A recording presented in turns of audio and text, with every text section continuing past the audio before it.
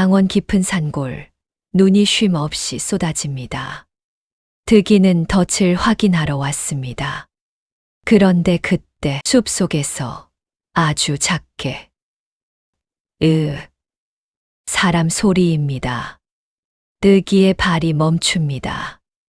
바위 틈 검은 그림자 하나가 쓰러져 있습니다. 노인입니다. 옷은 찢겨 있고 몸은 얼음처럼 차갑습니다. 숨은 아직 붙어 있습니다. 노인의 눈이 겨우 뜨입니다. 말은 나오지 않는데 그 눈빛만은 분명합니다. 부디 나를 버리지 말아달라. 득이는 이를 악물고 노인을 업습니다. 그날 밤 득이는 몰랐습니다. 자신이 업은 이 노인이 자신의 운명을 바꾸는 시작이 되었다는 것을. 안녕하세요. 오늘의 사연 시작합니다. 지금 어디에서 듣고 계신지 댓글로 알려주시면 건강과 행운 가득한 에너지 보내드립니다. 구독과 좋아요도 함께 눌러주세요. 감사합니다. 강원도 깊은 산골, 흰 눈이 쉼 없이 내리는 한겨울 밤입니다. 칠흑 같은 어둠 속에서 오직 하나, 붉은 불길만이 하늘을 향해 타오르고 있었죠. 그 불길의 주인은 바로 낡아 빠진 숯가마였습니다. 돌과 흙으로 쌓아 올린 가마는 여기저기 금이 가 있었고, 입구에서는 시커먼 연기가 소용돌이치며 피어올랐어요. 가마 앞에 쪼그려 앉은 소년 득이는 온몸이 검은 숯가루로 뒤덮여 있었습니다. 얼굴은 물론이고 머리카락, 옷, 손등까지 새까맣게 물들어 있었죠. 낡아해진 베옷은 여기저기 기운 자국이 덕지덕지 붙어 있었고, 작은 손은 거친 나무 껍질처럼 갈라져 피가 스며 있었어요. 득이는 가마 입구에 나무 토막을 하나 더 밀어 넣었습니다. 순간 불길이 확 치솟으며 득이의 얼굴을 붉게 물들였어요. 뜨거운 열기가 손바닥을 태울 듯 후끈거렸지만 득이는 익숙한 듯 고개를 끄덕였습니다. 이 정도면 내일 아침엔 좋은 숯이 나오겠어. 득이는 가마에서 눈을 떼지 않은 채 옆에 놓인 물동이로 손을 뻗었어요. 하지만 물동이는 텅 비어 있었습니다. 득이는 한숨을 쉬며 눈을 한 움큼 집어 입에 넣었어요. 주변은 온통 고요했습니다. 마을에서 한참을 올라와야 하는 이 깊은 산속에는 득이 혼자뿐이었죠. 득이는 무릎을 끌어안고 가마 앞에 웅크렸습니다. 작은 몸뚱이가 추위에 덜덜 떨렸지만 득이는 자리를 뜰 수 없었어요. 밤새 불을 지켜야 했으니까요. 득이의 시선이 가마 옆 허름한 초가집으로 향했습니다. 지붕은 군데군데 구멍이 나 있었고 문짝은 삐걱거리며 바람에 흔들렸어요. 득이의 눈동자에는 깊은 외로움이 서려 있었지만 동시에 꺾이지 않는 의지도 담겨 있었죠. 3살 때 어머니가 병으로 돌아가셨습니다. 약 한 첩 제대로 못 쓰고 차가운 방바닥에서 숨을 거두셨죠. 7살 때는 아버지마저 산에서 나무를 하다 떨어져 세상을 떠나셨어요. 그 후로 득이는 아버지가 남긴 이 숯가마 하나로 근근히 살아왔습니다. 마을 사람들은 득이를 볼 때마다 혀를 끌끌 찼어요. 저 어린 것이 언제까지 저렇게 살까? 하지만 득이는 이 자리를 떠나지 않았습니다. 아버지의 손때가 묻은 숯가마, 어머니가 쓰던 낡은 솥, 그 모든 것이 득이에게는 마지막 가족이었으니까요. 득이는 매일 밤 가마 앞에서 잠들었고 매일 아침 숯을 꺼내 지게에 지고 마을로 내려갔습니다.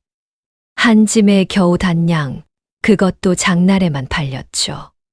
어떤 날은 하루 종일 서 있어도 한 짐도 못 팔 때가 있었어요. 그럴 때면 득이는 빈 지게를 지고 다시 산으로 올라왔습니다. 눈발이 더욱 거세졌습니다.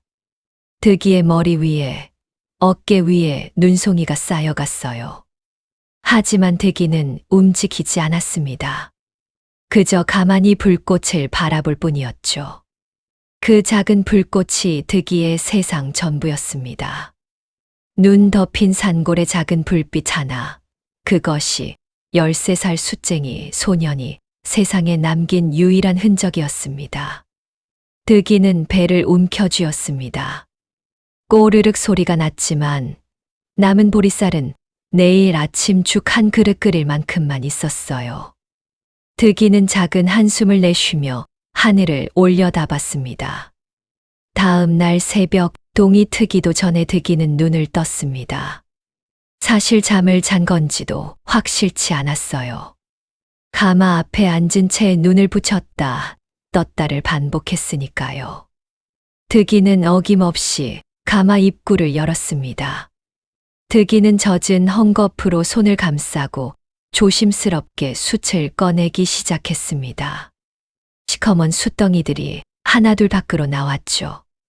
아직 뜨거운 숯을 식히기 위해 득이는 눈 위에 숯을 늘어놓았어요. 지글지글 소리를 내며 눈이 녹아내렸습니다. 그런데 그때였습니다. 득이의 손이 딱 멈췄어요. 숯 사이에서 이상한 물건이 나온 겁니다. 숯처럼 까맣게 그을렸지만 들어보니 유난히 무거웠죠. 득이는 그것을 눈 위에 내려놓고 자세히 살펴봤습니다. 보통 돌과는 달랐습니다. 이게 뭐지?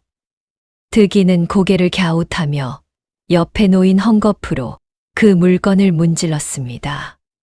검은 재가 벗겨지자 놀랍게도 은은한 은빛이 드러났어요. 득이의 눈이 휘둥그레졌습니다. 득이는 가슴이 두근거렸습니다. 이건 보통 돌이 아니야. 득이는 급히 다른 숯더미도 뒤졌어요. 그리고 비슷한 돌을 몇 개 더 발견했습니다. 모두 같은 무게감을 가지고 있었고 문지르면 은빛이 났죠. 득이는 그 돌들을 품에 꼭 안았습니다. 이걸 팔면 한동안 먹고 살 수 있을지도 모른다는 생각이 들었거든요. 하지만 곧 득이는 고개를 저었습니다. 왠지 모르게 이 돌들을 아무에게나 보여주면 안 될 것 같았어요. 득이는 돌들을 헝겊에 싸서 초가집 구석 깊숙한 곳에 숨겼어요. 해가 중천에 떴을 무렵 마을에서 인기척이 들렸습니다. 마을 어귀에 사는 김씨 영감이 지팡이를 짚고 올라오고 있었습니다. 김씨 영감의 얼굴은 벌써부터 불그락푸르락했어요. 이놈아, 거기 있었구나. 김씨 영감은 득이를 보자마자 소리를 버럭 질렀습니다. 득이는 움찔하며 고개를 숙였어요. 김씨 영감은 득이 앞까지 다가와 지팡이로 땅을 쾅쾅 내리쳤습니다. 숯값은 언제 갚을 거냐? 지난달에 외상으로 가져간 게 벌써 2달째다. 이놈아. 죄송합니다. 영감님. 이번 장날에 꼭. 이번 장날, 내가 장날마다 그 소리를 하는 게 벌써 몇 번째냐. 김씨 영감은 득이의 숯더미로 다가가 발로 차버렸습니다. 득이가 정성껏 정리해둔 숯이 사방으로 굴러갔어요. 득이는 입술을 깨물며 주먹을 꽉 쥐었습니다. 내가 내 아버지 생각해서 지금까지 참았지. 이놈, 다음 장날까지 못 갚으면 이 가마 털을 넘기라고. 알았나? 네. 득이는 그제야 무릎을 꿇고 흩어진 숯을 주워 담았어요. 득이는 숯을 다 주운 후 초가집으로 돌아가 숨겨둔 돌들을 꺼냈습니다. 햇빛 아래서 보니 더욱 신비로운 빛을 냈어요. 득이는 돌을 손에 쥐고 한참을 바라봤습니다. 이걸 김씨 영감한테 주면 빚을 갚을 수 있을까? 하지만 득이는 다시 고개를 저었습니다. 이 돌에는 뭔가 특별한 의미가 있을 것 같았습니다. 득이는 돌을 다시 감추고 밖으로 나왔습니다.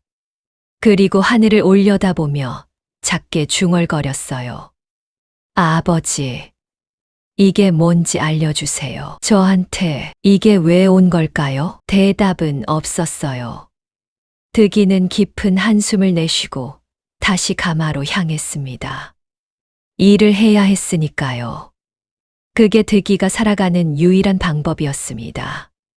득이의 하루는 언제나 똑같았습니다. 첫 번째 일은 가마에 불을 지피는 것이었습니다.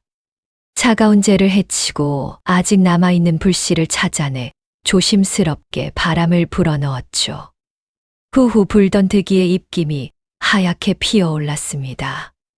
득아, 숯은 급하게 만드는 게 아니란다. 천천히 정성스럽게. 그래야 좋은 숯이 나온다. 득이는 아버지의 목소리를 아직도 기억했습니다. 그 따뜻했던 목소리를, 커다랗고 든든했던 손을, 그리고 언제나 득이를 지켜주던 넓은 등을요. 득이는 나무를 쌓으며 눈시울이 뜨거워지는 걸 느꼈어요. 해가 뜰 무렵이면 전날 구운 숯을 꺼내 정리했습니다. 뜨거운 숯을 식혀서 크기별로 분류하고 지프로 묶어 지게에 싣는 일이었죠. 이 작업을 하다 보면 손에 화상을 입기 일쑤였어요. 득이의 손바닥은 온통 화상, 자국과 굳은 살로 뒤덮여 있었습니다.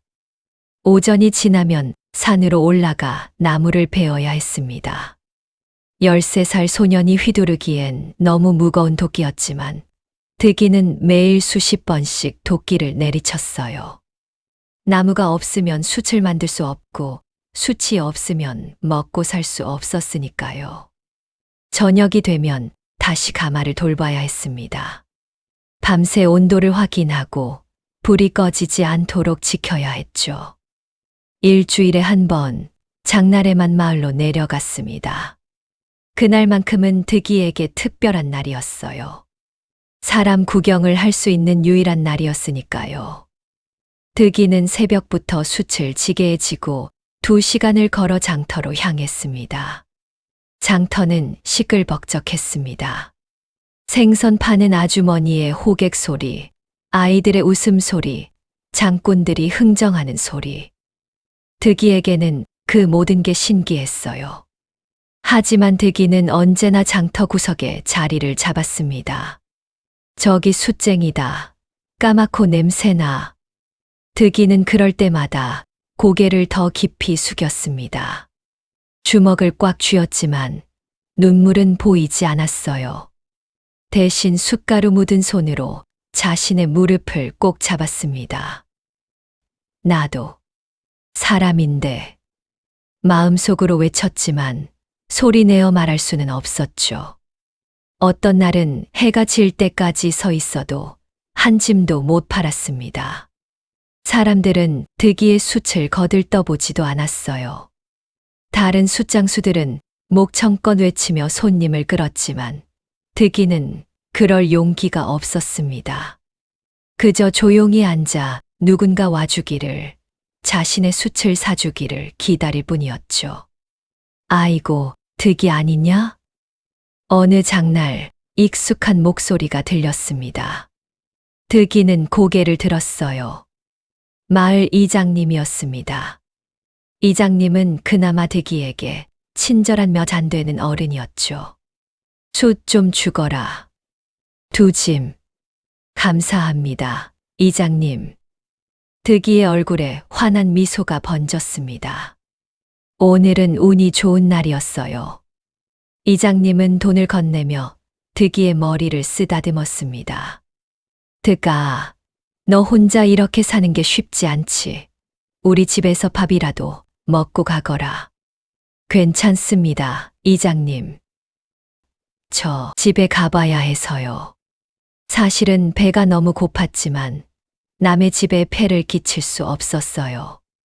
그날 밤 득이는 산으로 향했습니다. 사냥 덫을 확인하러 가는 길이었어요. 겨울이라 먹을 게 귀했기에 가끔 토끼라도 잡으면 며칠은 버틸 수 있었거든요. 득이는 소나무 횃불을 들고 조심조심 산길을 올라갔습니다. 달빛도 없는 칠흑 같은 밤이었어요. 횃불의 불빛만이 득이 앞을 비췄습니다. 득이는 추위에 몸을 웅크린 채 걸었어요. 첫 번째 덫에는 아무것도 없었습니다. 두 번째도 마찬가지였어요. 득이는 실망하며 세 번째 덫이 있는 곳으로 향했습니다. 그런데 그때 이상한 소리가 들렸어요. 끼익, 끼익. 덫에 어린 사슴 한 마리가 걸려 있었습니다. 뒷다리가 덫에 끼어 피를 흘리고 있었어요. 사슴은 겁에 질린 눈으로 득이를 바라보며 가냘프게 울었습니다. 아이고, 어쩌지.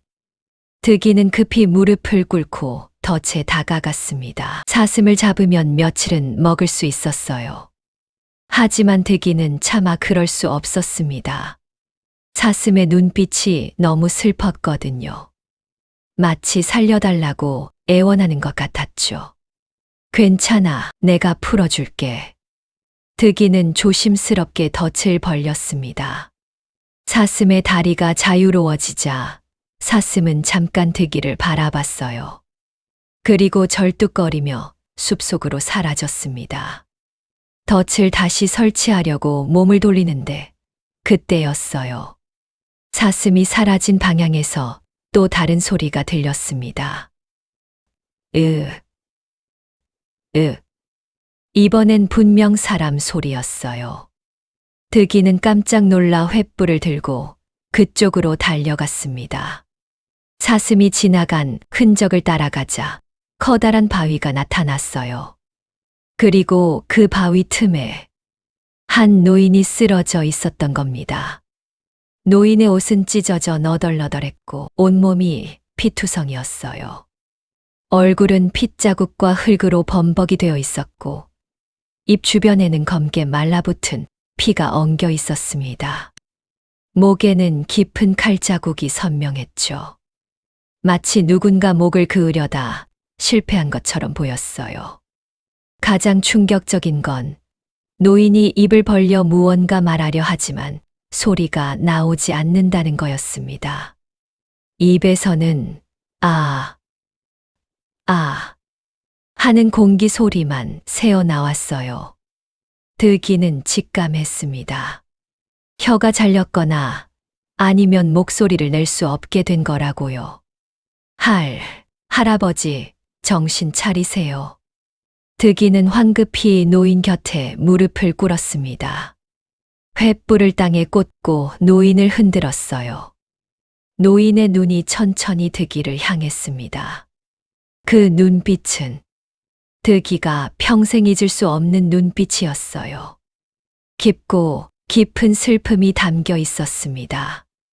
동시에 간절함도 느껴졌죠. 아버지가 돌아가시던 날, 득이를 바라보던 아버지의 눈빛과 똑같았거든요.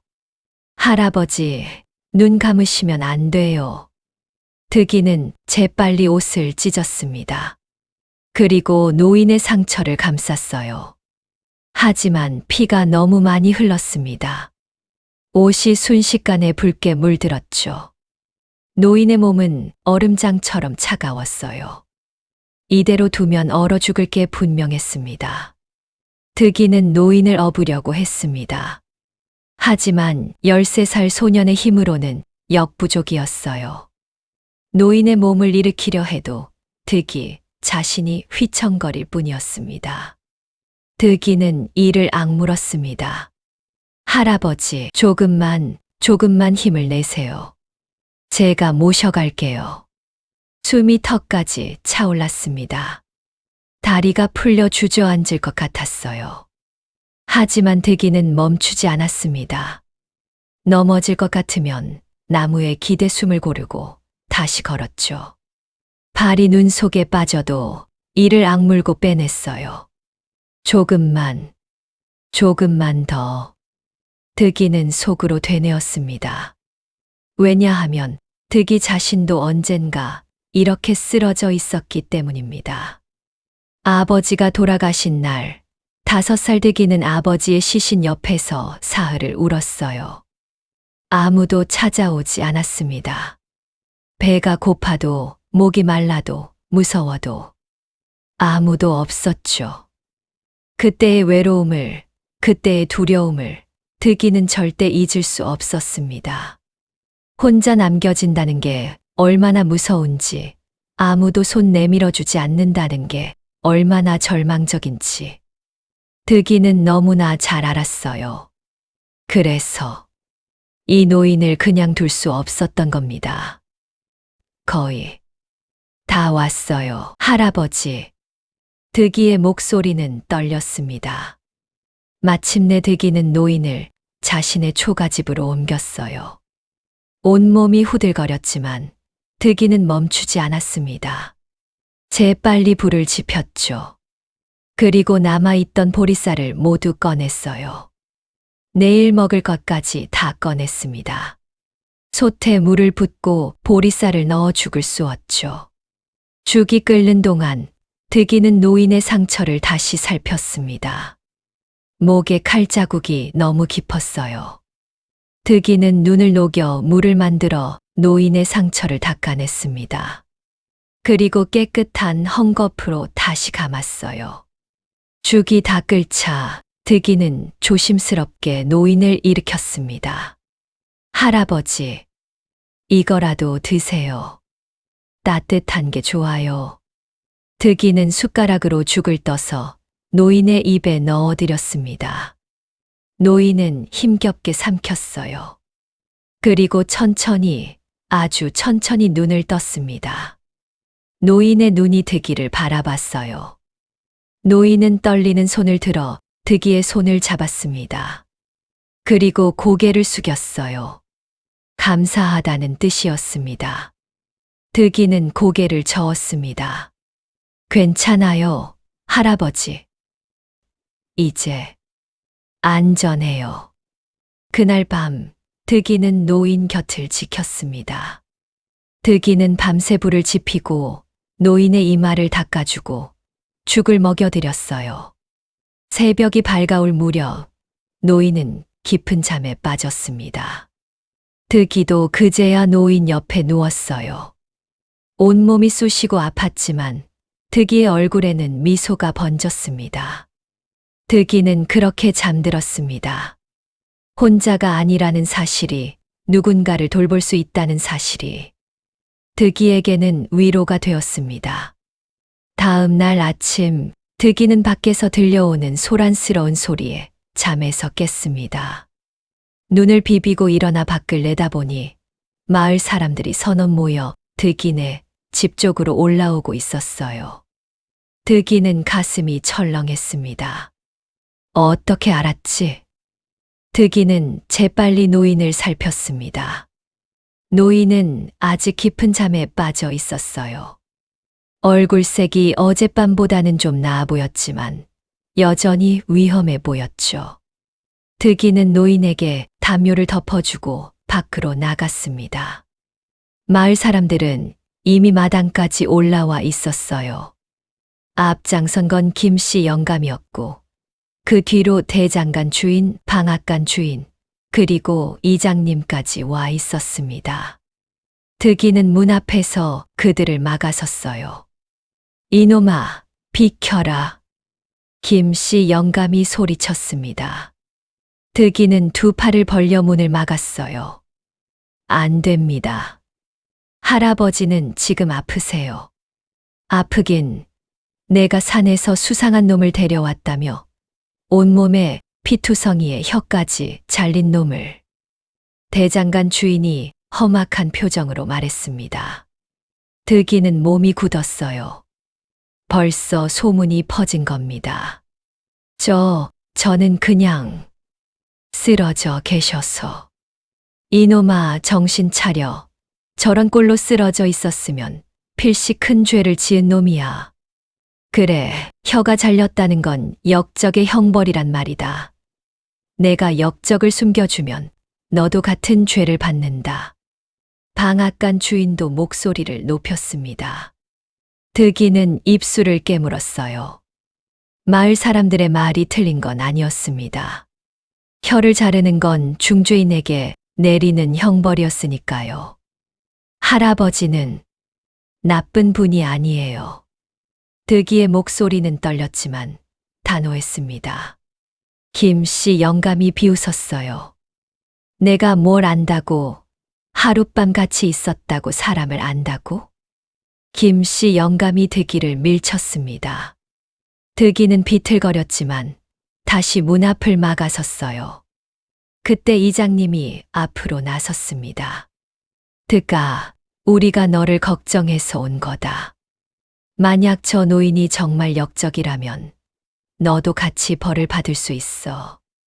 이장님의 목소리는 다른 사람들보다 부드러웠지만 말의 내용은 똑같았습니다. 득이는 눈물이 핑 돌았어요. 할아버지를 내쫓으라는 말씀이세요?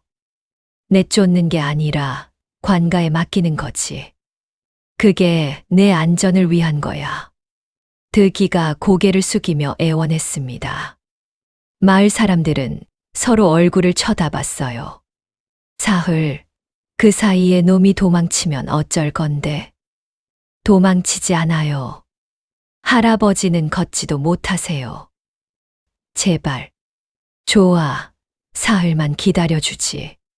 하지만 사흘 후에도 놈의 정체를 밝히지 못하면 무조건 관가에 신고한다. 알겠나? 득이는 고개를 숙여 절했습니다. 마을 사람들은 중얼거리며 산을 내려갔어요. 득이는 그들의 뒷모습을 바라보다가 힘없이 주저앉았습니다. 사흘 안에 뭘 어떻게 하지? 득이는 머리를 감싸 쥐었습니다. 노인이 누군지도 모르고 왜 쓰러져 있었는지도 모르는데 어떻게 그의 무고함을 증명할 수 있을까요? 득이는 집 안으로 들어갔습니다. 노인은 여전히 잠들어 있었어요. 득이는 노인의 얼굴을 가만히 바라봤습니다. 주름진 얼굴, 하얗게 센 머리카락, 거칠어진 손. 하지만 왠지 모르게 이 노인에게서 범상치 않은 기운이 느껴졌어요. 손을 보니 굳은 살이 있었지만 양반들이 쓰는 붓을 잡았을 것 같은 모양이었습니다. 옷은 누더기가 되었지만 천의 재질이 평민들이 입는 베옷보다 좋아 보였어요. 득이는 한숨을 쉬며 밖으로 나왔어요. 가마를 확인해야 했습니다. 어젯밤 내내 방치해둔 다마는 불이 거의 꺼져 있었어요. 득이는 재를 헤치고 불씨를 살렸습니다. 나무를 다시 넣고 불을 지폈죠. 일을 하면서도 득이의 머릿속은 복잡했습니다. 득이는 혼란스러웠습니다. 만약 정말 노인이 역적이라면 득이도 같이 벌을 받을 거예요. 어쩌면 목숨을 잃을 수도 있었습니다. 하지만 만약 노인이 억울한 사람이라면 아무도 도와주지 않아 죽게 된다면? 득이는 자신의 과거를 떠올렸습니다. 아버지가 돌아가셨을 때 아무도 도와주지 않았어요. 장례도 제대로 치르지 못했습니다. 7살 아이 혼자서 아버지를 묻었죠. 그때 누군가 단 한 사람이라도 손을 내밀어 줬다면 득이의 인생이 달라졌을까요? 나도 그때 도움이 필요했는데. 그리고 결심했어요. 노인을 믿기로요. 설령 그게 잘못된 선택이라 해도 득이는 후회하지 않을 것 같았습니다. 그날 밤 득이는 노인 곁에 앉아 있었습니다. 노인은 조금씩 기력을 회복하고 있었어요. 얼굴색이 좀 돌아왔고 숨소리도 안정적이었습니다. 득이는 자신이 먹을 보리죽을 반으로 나누어 노인에게 드렸어요. 노인은 득이가 죽 그릇을 내밀 때마다 깊은 눈빛으로 득이를 바라봤습니다. 그리고 천천히, 아주 천천히 고개를 숙여 감사를 표했어요. 그 모습이 왠지 평범한 노인 같지 않았습니다. 마치 높은 신분의 사람이 예를 갖추는 것처럼 보였거든요. 저는 할아버지를 믿어요. 노인의 눈에서 눈물 한 방울이 흘러내렸습니다. 득이는 깜짝 놀랐어요. 노인은 떨리는 손으로 득이의 머리를 쓰다듬었습니다. 말은 할 수 없었지만 그 손길에는 고마움이 가득 담겨 있었죠. 득이는 그날 밤 처음으로 혼자가 아니라는 느낌을 받았습니다. 비록 서로 말이 통하지 않았지만 마음은 통하는 것 같았어요. 득이는 노인 곁에서 잠이 들었습니다. 사흘째 되는 날 아침, 노인은 침상에서 일어날 수 있게 되었습니다. 득이는 깜짝 놀라 노인을 부축했어요. 노인의 얼굴에는 생기가 돌았고 눈빛도 훨씬 또렷해졌습니다. 득이는 안도의 한숨을 쉬었죠. 할아버지, 괜찮으세요? 노인은 고개를 끄덕였습니다. 노인은 잠시 눈을 감고 햇살을 느꼈어요. 득이는 밖에서 숯을 정리하고 있었습니다. 어제 구운 숯을 꺼내 크기별로 나누는 중이었어요. 득이의 손은 여전히 숯가루로 새까맸고 이마에는 땀이 송글송글 맺혀 있었습니다. 노인은 득이의 모습을 가만히 지켜봤습니다. 작은 손으로 무거운 숯을 나르고 가마를 돌보고 혼자 살아가고 노인의 눈가가 촉촉해졌어요. 그때 득이가 고개를 들어 노인을 발견했습니다. 할아버지, 아직 몸이 안 좋으실 텐데. 안에 계세요. 득이가 황급히 달려왔습니다. 하지만 노인은 고개를 저으며 미소 지었어요. 그리고 마당 흙바닥을 가리켰습니다. 득이는 고개를 갸웃했죠. 노인은 천천히 마당으로 내려와 쪼그려 앉았습니다. 그리고 나뭇가지를 하나 주워 들었어요. 득이는 궁금해서 노인 옆에 앉았습니다. 노인이 그리기 시작한 건 글자였습니다. 노인은 천천히 정성스럽게 한 글자 한 글자를 썼습니다. 복잡한 모양이었지만 노인의 손은 전혀 흔들리지 않았습니다. 득이는 넋을 잃고 바라봤습니다. 글자의 뜻은 몰랐지만 왠지 모르게 마음이 편안해지는 느낌이었어요. 노인이 5개의 글자를 다 쓰자 득이는 작게 물었습니다. 이게 뭐예요, 할아버지? 노인은 득이를 바라보며 손짓했습니다. 너도 써보라는 뜻이었어요. 득이는 얼떨떨해하며 나뭇가지를 잡았습니다. 하지만 어떻게 써야 할지 몰랐죠. 노인은 득이의 손을 잡았습니다. 그리고 천천히, 아주 천천히 함께 글자를 그려 나갔어요. 득이의 거친 손과 노인의 주름진 손이 함께 움직였습니다. 득이는 가슴이 두근거렸습니다. 이게 글자를 쓴다는 거구나. 득이는 태어나서 처음으로 글자를 써보는 거였어요. 할아버지. 득이의 목소리가 떨렸습니다. 노인은 득이를 바라보며 고개를 끄덕였어요. 그리고 다시 다음 글자를 가르쳐 주기 시작했습니다. 그날부터 득이의 일상이 완전히 바뀌었습니다. 아침에는 여전히 숯을 구웠지만 오후가 되면 노인이 마당에서 득이를 기다렸어요. 그리고 흙바닥에, 나무 판자에, 때로는 눈 위에 글자를 가르쳤습니다. 노인은 말을 할 수 없었지만 가르치는 법은 알고 있었어요. 손짓으로, 표정으로, 눈빛으로 득이에게 글자의 뜻을 전했습니다. 이 글자는 사람 인연. 득이가 물었습니다. 노인은 고개를 끄덕이며 미소 지었어요. 그리고 자신을 가리켰다가 득이를 가리켰습니다. 득이는 처음엔 서툴렀습니다. 획을 그을 때마다 삐뚤빼뚤했고 비율도 맞지 않았어요. 하지만 노인은 인내심을 가지고 가르쳤습니다. 잘못 쓰면 고개를 저었고 잘 쓰면 고개를 끄덕였죠. 일주일이 지났습니다. 득이는 간단한 글자 몇 개를 쓸 수 있게 되었어요. 노인은 득이가 글자를 쓸 때마다 만족스러운 표정을 지었습니다. 할아버지, 저 진짜로 글을 배우고 있는 거예요.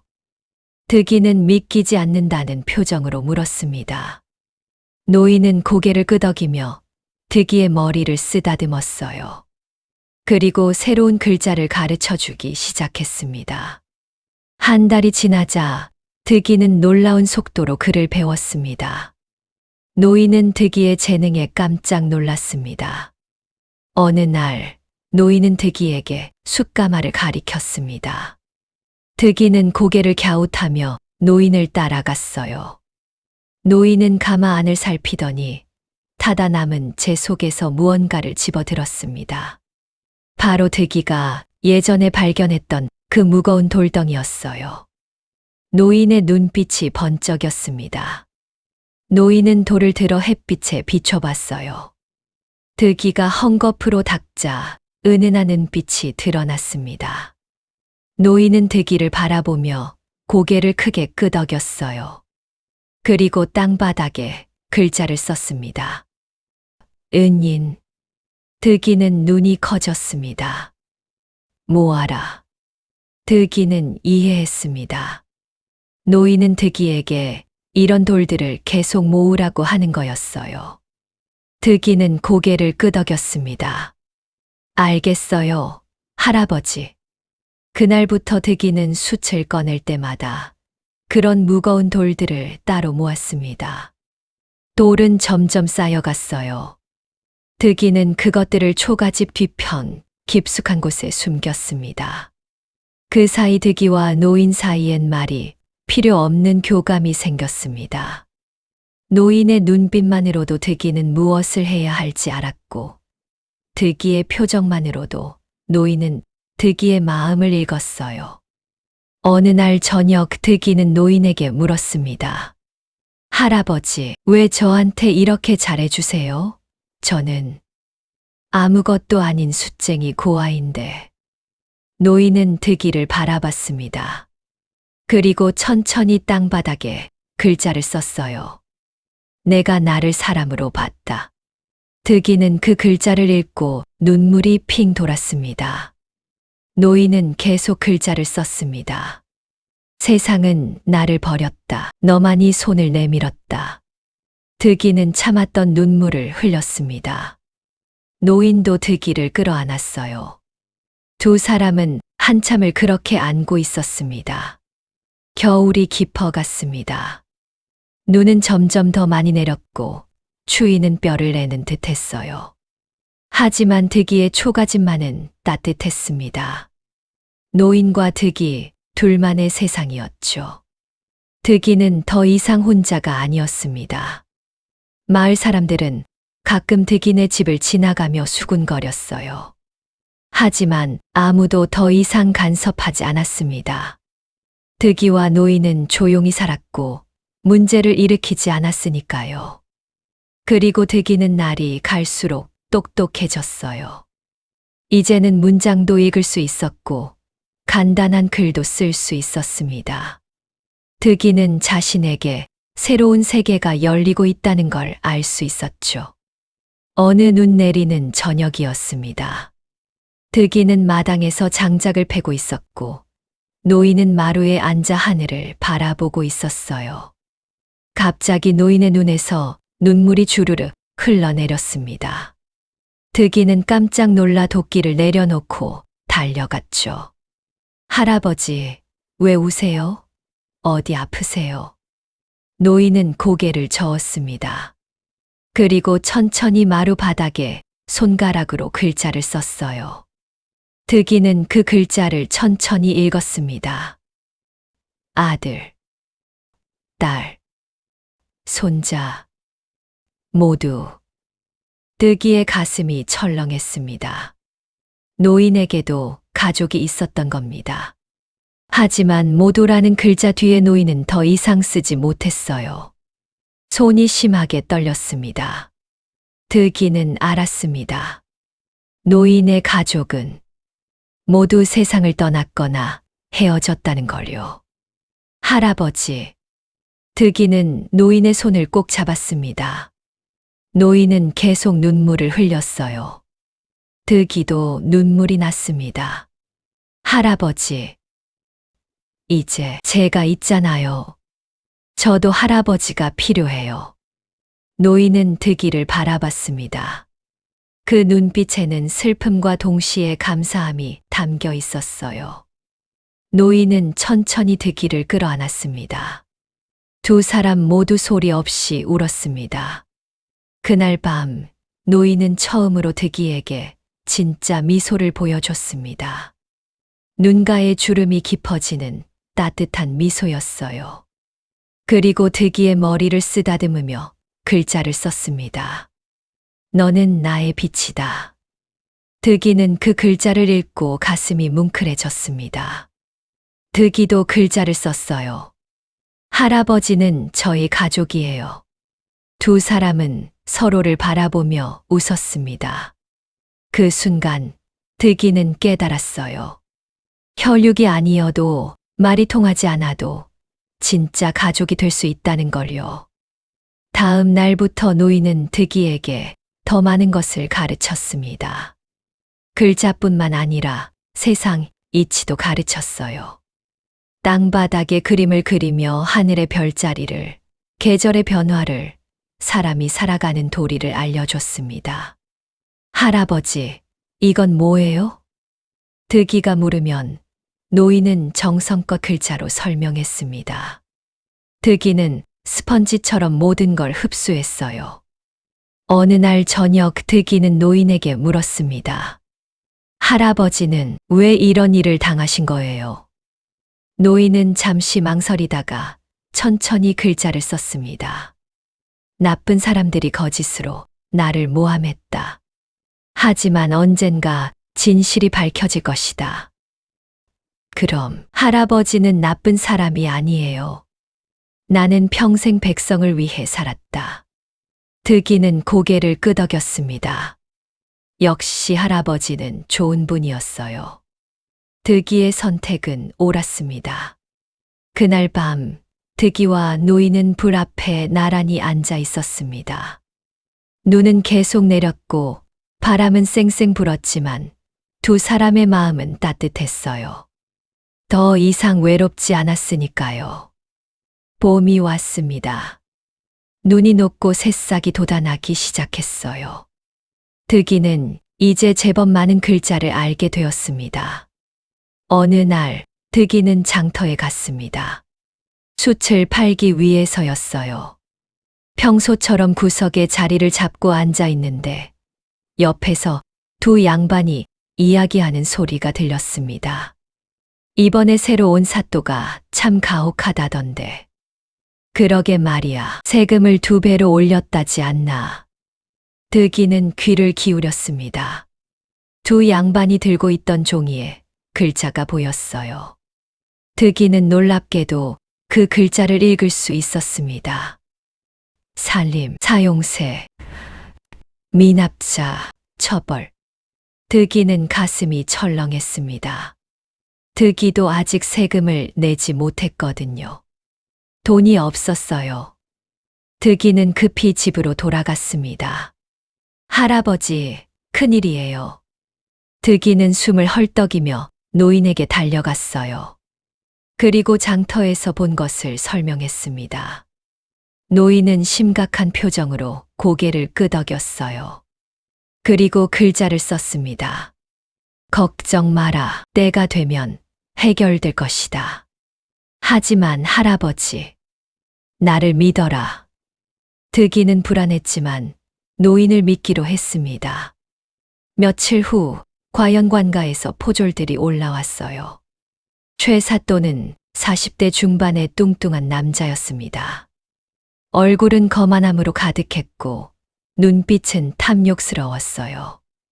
이놈이 득이냐? 살림 사용세를 내지 않았다며? 사또님, 돈이 없어서. 돈이 없으면 이 땅을 내놓아야지. 최 사또가 소리쳤습니다. 그때 노인이 밖으로 나왔어요. 최 사또는 노인을 보더니 비웃었습니다. 이게 누구냐? 벙어리 거지로구나. 하하. 노인은 최 사또를 조용히 바라봤습니다. 그 눈빛이 너무나 차가웠어요. 최 사또는 왠지 모르게 등골이 오싹했지만 곧 다시 큰 소리 쳤습니다. 이 땅은 이제 관가 소유다. 당장 짐 싸서 나가라. 득이는 무릎을 꿇었습니다. 제발 사흘만, 아니 하루만 시간을 주세요. 최 사또는 득이를 발로 찼습니다. 득이는 나뒹굴었어요. 노인의 눈빛이 무섭게 변했습니다. 바로 그때였습니다. 산 아래에서 말발굽 소리가 요란하게 들려왔어요. 모두가 고개를 돌렸습니다. 10명이 넘는 기마병들이 산을 올라오고 있었죠. 최 사또는 당황했습니다. 누가 이런 오지까지 온 거지? 기마병들이 가까이 오자 최 사또는 그들의 옷차림을 보고 얼굴이 하얗게 질렸어요. 한양에서 온 관리들이었습니다. 말에서 내린 한 관리가 최 사또 앞에 섰습니다. 최 사또, 지금 무슨 짓을 하는 거요? 저는 단지 세금을. 세금? 백성의 것을 빼앗는 게 세금이요? 관리의 목소리는 차갑습니다. 최 사또는 땀을 뻘뻘 흘렸어요. 관리는 득이를 보더니 부드럽게 물었습니다. 아이야, 이 집에 노인 한 분이 계시다던데. 득이는 노인을 돌아봤습니다. 노인은 천천히 고개를 끄덕였어요. 득이는 관리에게 대답했습니다. 네, 저희 할아버지세요.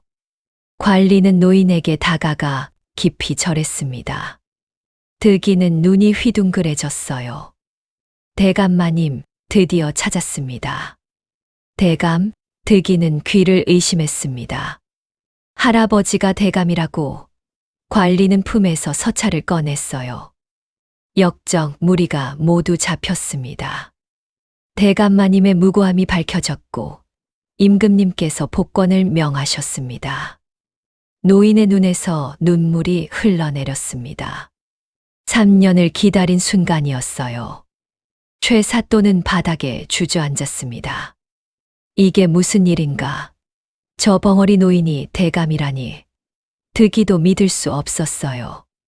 할아버지, 이게 무슨... 노인은 득이의 손을 잡았습니다. 그리고 땅바닥에 글자를 썼어요. 미안하다. 숨긴 게 있었다. 하지만 너를 위험에 빠뜨리고 싶지 않았다. 관리가 설명했습니다. 이분은 전임 영의정 이판서 대감이십니다. 3년 전 역적의 모함을 받아 쫓기던 중 이곳에 숨으셨지요. 득이는 머리가 하얘졌습니다. 영의정. 나라에서 가장 높은 벼슬. 그런 분이 자신의 할아버지였다니. 그럼 혀는 자르신 게 아닙니다. 특수한 약을 혓바닥에 발라 일시적으로 말을 못하게 하신 겁니다. 추적자들을 따돌리기 위해서였지요. 득이는 노인을, 아니 이판서를 바라봤습니다. 이판서는 미안한 표정으로 득이를 안았어요. 관리가 계속 말했습니다. 이제 한양으로 돌아가셔야 합니다. 임금님께서 기다리고 계십니다. 득이의 가슴이 철렁 내려앉았습니다. 할아버지가 떠나신다고? 그날 밤 득이는 잠을 이룰 수 없었습니다. 이판서도 마찬가지였어요. 두 사람은 불 앞에 나란히 앉아 있었습니다. 할아버지, 한양에 가시는 거예요? 이판서는 고개를 끄덕였습니다. 그리고 글자를 썼어요. 가야 한다. 나라를 위해. 그럼 저는요? 너도 함께 가자, 내 아들로. 득이는 눈물이 핑 돌았습니다. 하지만 동시에 두려웠어요. 득이 같은 숫쟁이가 갈 수 있는 곳일까요? 며칠 후 떠날 준비가 시작되었습니다. 관리들은 득이에게 깨끗한 옷을 입혔어요. 득이는 그 옷이 불편했습니다. 평생 누더기만 입던 득이에게 비단 옷은 낯설었죠. 마을 사람들이 모여들었습니다.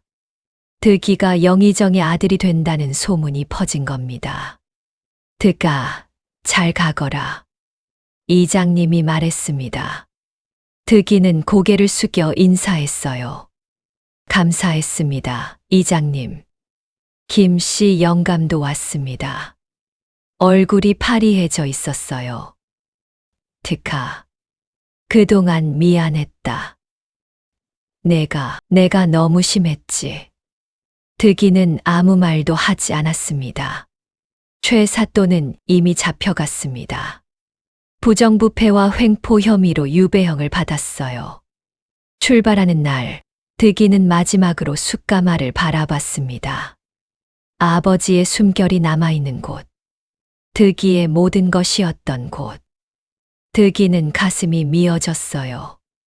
그리고 돌아서서 이판서를 따라 말에 올랐어요. 한양으로 가는 길은 멀고 험했습니다. 득이는 처음 보는 세상에 놀라고 또 놀랐어요. 모든 게 신기했습니다. 하지만 동시에 불안했어요. 한양에 가면 득이는 어떻게 될까? 숫쟁이 출신인 득이를 사람들이 받아들일까? 이판서는 득이의 불안을 알고 있었습니다. 한양에 도착했습니다. 득이는 그 거대함에 압도당했어요. 높은 성곽, 수많은 기와집, 오가는 수레와 사람들. 득이는 말 위에서 몸을 움츠렸습니다. 이판서의 저택은 상상을 초월했습니다. 득인의 초가집 수십 채는 들어갈 만한 크기였어요. 하인들이 줄지어 서서 이판서를 맞이했습니다. 대감마님, 돌아오신 걸 환영합니다.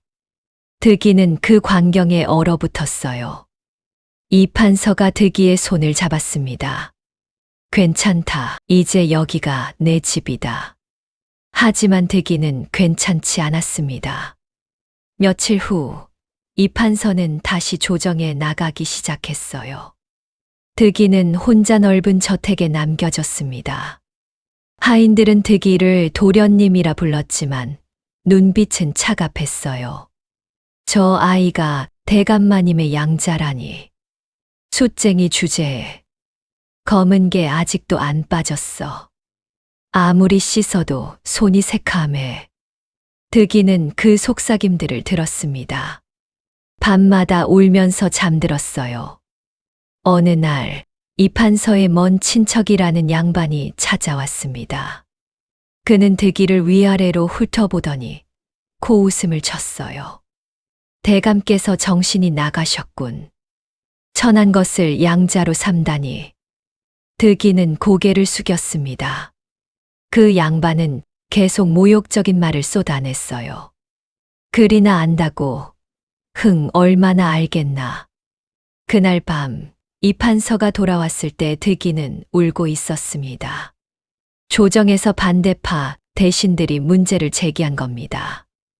영의정께서 신분도 모르는 아이를 양자로 삼았다니 이는 가문을 욕되게 하는 일입니다. 천민 출신을 양반으로 만들다니 신분제를 무너뜨리는 행위입니다. 임금도 난처해했습니다. 이판서는 공신이었지만 조정의 반발이 너무 컸어요. 어느 날 밤 이판서는 득이에게 말했습니다. 아니, 이제는 목소리가 돌아와 직접 말할 수 있었어요. 득아, 내가 너를 포기해야 할지도 모르겠구나. 득이는 그 말을 듣고 온몸이 얼어붙었습니다. 자신 때문에 할아버지가 곤란해지고 있다는 거요. 그날 밤 득이는 결심했습니다. 떠나야 한다고요. 할아버지를 위해서라도. 새벽 득이는 몰래 짐을 쌌습니다. 그리고 대문을 나서려는데 이판서가 서 있었어요. 어디 가려느냐? 저는 다시 산으로 가야 해요. 할아버지 곁에 있으면 할아버지가 힘들어지니까요. 이판서의 눈에서 눈물이 흘러내렸습니다. 미안하다. 내가 너를 지켜주지 못해서. 두 사람은 한참을 껴안고 울었습니다. 득이는 결국 저택을 떠났습니다. 이판서는 붙잡고 싶었지만 득이를 위해 놓아주었어요. 득이는 다시 산으로 돌아갔습니다. 숯가마는 그대로 있었습니다. 하지만 불은 꺼져 있었고 집은 황폐해져 있었어요. 득이는 텅 빈 집에 홀로 앉아 있었습니다. 나는 어디에도 속하지 못하는구나. 득이는 중얼거렸습니다. 산골에서는 너무 똑똑해졌고 한양에서는 너무 천했어요. 어디에도 자리가 없었습니다. 밤이 깊어갔습니다. 득이는 불도 피우지 않았어요. 그저 어둠 속에 앉아 있을 뿐이었습니다. 할아버지, 저는 뭘 해야 하죠? 득이는 답을 찾을 수 없었습니다. 그때 득이는 할아버지가 가르쳐준 글자들을 떠올렸어요. 의로움은 두려움에 굴하지 않는다. 진실은 언제나 빛을 본다. 득이는 천천히 일어났습니다. 그리고 숨겨뒀던 은 덩어리들을 꺼냈어요. 할아버지가 모으라고 했던 것들. 득이는 깨달았습니다. 할아버지는 이미 알고 있었던 거예요. 득이가 언젠가 혼자 설 수 있도록 이 은을 모으라고 했던 겁니다. 할아버지, 저는 제 힘으로 증명하겠어요. 제가 할아버지의 손자가 될 자격이 있다는 걸. 득이는 불을 지폈습니다. 그리고 다시 숯을 굽기 시작했어요. 하지만 이번에는 달랐습니다. 득이는 밤낮으로 일했습니다. 숯을 굽고 은을 모으고 글을 공부했어요. 할아버지가 가르쳐준 모든 것을 복습했습니다. 석 달이 지났습니다. 득이는 놀라운 계획을 세웠어요. 득이는 다시 한양으로 향했습니다. 지게에는 자신이 3년 동안 모은 은덩어리들과 최고급 숯이 가득 실려 있었습니다. 득이의 눈빛도 달라져 있었죠. 더 이상 주눅든 숯쟁이 소년이 아니었어요. 스스로의 가치를 증명하겠다는 결연한 의지로 가득 찬 청년이었습니다. 한양에서 가장 큰 상단인 덕흥상회를 찾아갔어요. 주인 박서방은 득이를 보고 처음엔 코웃음을 쳤습니다. 남루한 옷차림의 젊은이가 무슨 큰일을 하겠다고 찾아왔나 싶었죠. 하지만 득이가 보자기를 풀어 은 덩어리들을 꺼내자 박서방의 표정이 180도 바뀌었습니다. 그 은의 순도는 한양 어디서도 볼 수 없을 만큼 높았거든요. 박서방은 침을 꿀꺽 삼켰어요. 이걸 어디서 구했소? 제가 직접 만들었습니다. 숯을 굽는 과정에서 나온 겁니다. 득이의 목소리는 차분했습니다. 박서방은 득이를 다시 보았어요. 이 젊은이 보통이 아니구나. 득이는 제안했습니다. 이 은 제조 비법과 최고급 숯을 만드는 기술을 상단에 제공하겠다고요. 대신 자신에게 기회를 달라고 했습니다. 상단의 후원으로 가난한 아이들을 모아 글을 가르치고 싶다고 말했죠. 박서방은 고민했습니다. 하지만 은의 가치가 어마어마했고 득이의 눈빛이 진지했어요. 결국 박서방은 손을 내밀었습니다. 좋소, 한번 믿어보겠소. 그날부터 득이의 새로운 삶이 시작되었습니다. 득이는 상단의 한쪽 작업장을 빌려 숯을 굽기 시작했어요. 산에서 배운 기술의 할아버지께 배운 지혜를 더했습니다. 득이가 만든 숯은 불이 오래가고 연기가 적었어요. 곧 소문이 퍼지기 시작했죠. 석 달 후, 득이는 한양에서 가장 좋은 숯을 만드는 장인으로 이름을 날렸습니다. 양반집에서도 득이의 숯을 찾았어요. 심지어 궁궐에서도 주문이 들어왔습니다. 돈이 쌓이기 시작했어요. 하지만 득이는 그 돈을 자신을 위해 쓰지 않았습니다. 대신 시전 뒷골목에 작은 움막을 얻었어요. 그리고 그를 배우고 싶어 하는 가난한 아이들을 모았습니다. 아이들이 모여들었죠. 득이는 매일 저녁 아이들에게 글을 가르쳤습니다. 할아버지께 배웠던 그 방식 그대로 땅바닥에 나뭇가지로 글자를 쓰며 가르쳤습니다. 아이들의 눈이 반짝였어요.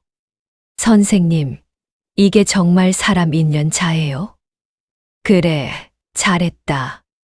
너도 사람이고, 나도 사람이고, 우리 모두 똑같은 사람이란다. 득이의 목소리는 따뜻했습니다. 아이들은 득이를 따랐어요. 소문은 빠르게 퍼졌습니다. 천민 출신이 스스로 일어서서 다른 가난한 아이들까지 가르친다는 이야기였죠. 어떤 이들은 감탄했고, 어떤 이들은 비난했어요. 하지만 득이는 흔들리지 않았습니다. 그러던 어느 날, 궁궐에서 사람이 왔습니다. 임금께서 득이를 부르신다는 거예요. 득이는 가슴이 철렁했지만 담담히 궁으로 향했습니다. 대전 앞에 무릎을 꿇은 득이는 고개를 들지 못했어요. 임금의 목소리가 들렸습니다. 그대가 숫쟁이 출신으로 스스로 배움을 얻고 남들까지 가르친다는 득이냐? 그러하옵니다, 전하. 득이는 천천히 고개를 들었습니다. 임금은 득이를 가만히 바라봤어요. 그리고 물었습니다. 무엇이 그대를 여기까지 오게 했느냐? 득이는 잠시 생각하다가 대답했습니다. 은혜입니다, 전하. 저를 사람으로 대해주신 한 분의 은혜가 저를 여기까지 이끌었습니다. 임금은 고개를 끄덕였습니다. 그리고 조정대신들을 둘러봤어요. 득이는 조용히 대답했습니다. 감히 아뢰옵니다. 신분이 사람의 가치를 정하는 것이 아니라 그 사람의 마음과 행동이 가치를 정한다고 믿사옵니다. 대전이 조용해졌습니다. 반대파 대신들도 할 말을 잃었어요. 임금은 미소 지었습니다. 그날 득이는 특별 교지를 받았습니다. 정식으로 이판서의 양자가 되는 것을 허락받았고 성균관에 입학할 자격을 얻었어요. 신분의 벽이 무너지는 순간이었습니다. 득이가 궁에서 나왔을 때 이판서가 기다리고 있었습니다. 두 사람은 말없이 서로를 껴안았어요. 3년 만의 재회였습니다. 할아버지, 잘했다가 이판서의 목소리는 떨렸습니다. 3년이 또 흘렀습니다. 득이는 성균관에서 가장 뛰어난 유생이 되어 있었어요. 이제 19살이 된 득이는 다른 양반 자제들과 함께 과거 시험을 준비하고 있었습니다. 하지만 여전히 득이를 곱지 않은 시선으로 보는 이들이 많았죠. 성균관 안에서도 득이를 시기하는 유생들이 있었습니다. 밤을 새워 책을 읽었고 글을 썼죠. 이판서는 그런 득이를 묵묵히 지켜봤습니다. 드디어 과거 시험 날이 왔습니다. 한양의 모든 유생들이 시험장으로 몰려들었어요. 득이도 그 속에 있었습니다. 시험 문제가 나왔습니다. 백성을 다스리는 근본은 무엇인가였어요. 득이는 잠시 눈을 감았습니다. 그리고 떠올렸어요. 추운 겨울밤 숯가마 앞에서 떨던 자신을, 아무도 도와주지 않던 외로운 날들을, 그리고 자신에게 손 내밀어준 할아버지를. 득이는 붓을 들었습니다. 백성을 다스리는 근본은 백성의 마음을 아는 것입니다. 배고픈 자의 고통을, 추운 자의 떨림을, 외로운 자의 눈물을 아는 것이 곧 정치의 시작입니다. 득이의 붓은 멈추지 않았습니다. 자신이 겪었던 모든 것을, 할아버지께 배운 모든 것을, 산에서 깨달은 모든 것을 답안지에 쏟아냈어요. 열흘 후 결과가 발표되었습니다. 방방곡곡에 방이 붙었어요. 득이는 떨리는 발걸음으로 방 앞으로 다가갔습니다. 그리고 자신의 이름을 보았습니다. 맨 위에 가장 크게 적혀 있었어요. 장원급제. 득이는 그 자리에 주저앉았습니다. 믿을 수 없었어요. 득이는 떨리는 다리로 일어섰습니다. 그리고 집으로 달려갔어요. 이판서에게 이 소식을 전해야 했습니다. 이판서는 득이를 보자마자 알았습니다. 득이의 눈빛만 봐도 알 수 있었죠. 할아버지. 그래, 내가 해냈구나. 내 자랑스러운 손자야. 두 사람은 한참을 울었습니다. 기쁨의 눈물이었어요. 하지만 조정은 발칵 뒤집혔습니다. 천민 출신이 장원급제를 했다는 사실에 반대파 대신들이 들고 일어난 겁니다. 전하, 이는 있을 수 없는 일입니다. 신분제도를 뿌리째 흔드는 일이옵니다. 아무리 양자가 되었다 해도 천민은 천민입니다. 관직을 줄 수 없사옵니다. 조정이 시끄러웠습니다. 하지만 임금은 단호했어요. 과거 시험에서 가장 중요한 것은 무엇이냐? 실력이옵니다. 전하. 그렇다. 득이는 실력으로 장원이 되었다. 이를 부정하는 것은 과거제도 자체를 부정하는 것이니라. 반대파들은 입을 다물 수밖에 없었습니다. 임금의 뜻이 확고했거든요. 득이는 정식으로 관직을 받았습니다. 처음 맡은 일은 호조의 말단 관리였어요. 하지만 득이는 불평하지 않았습니다. 오히려 더 열심히 일했죠. 득이가 가장 먼저 손댄 것은 산림세금 제도였습니다. 자신이 겪었던 그 부당함을 다른 백성들이 겪지 않도록 법을 고쳤어요. 다음으로 득이는 교육제도에 손을 댔습니다. 신분에 관계없이 배우고 싶은 아이들이 배울 수 있도록 향교를 더 많이 세우자고 건의했어요. 처음엔 반대가 심했지만 득이는 포기하지 않았습니다. 배움은 신분의 것이 아니라 사람의 것입니다. 득이의 말은 점점 힘을 얻어갔습니다. 그리고 득이는 자신이 자랐던 마을로 돌아갔습니다. 관복을 입고 말을 타고 온 득이를 보고 마을 사람들은 놀라 입을 다물지 못했어요. 이장님이 득이에게 달려왔습니다. 득아. 아니, 대감님. 정말 대단하구나.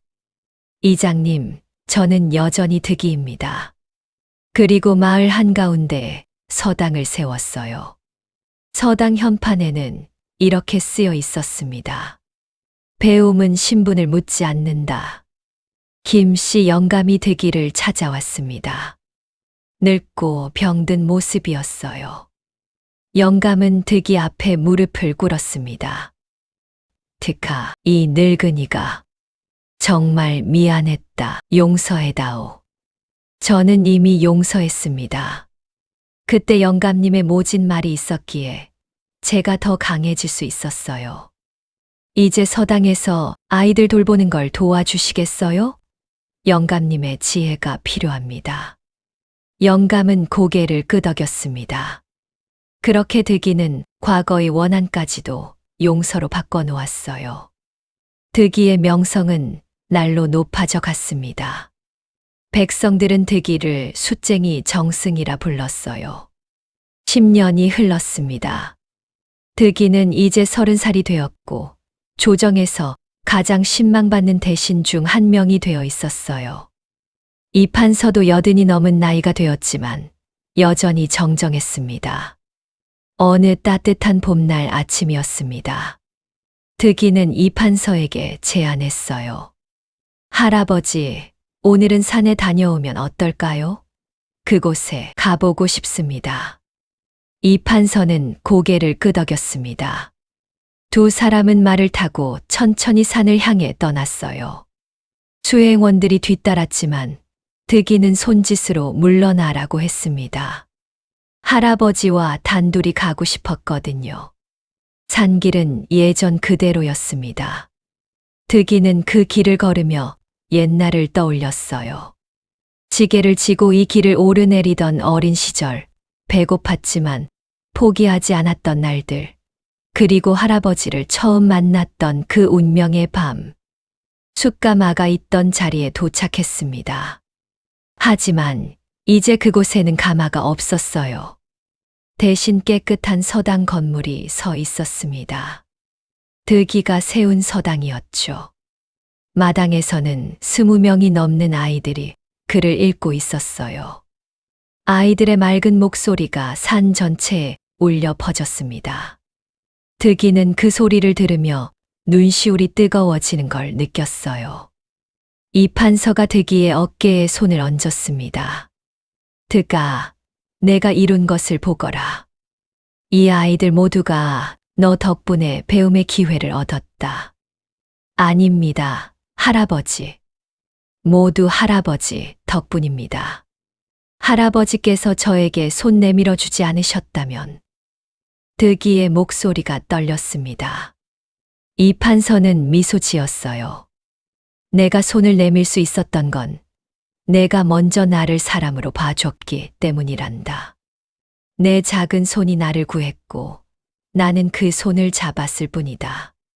두 사람은 서당 마당으로 들어갔습니다. 득이는 아이들 사이에 앉았습니다.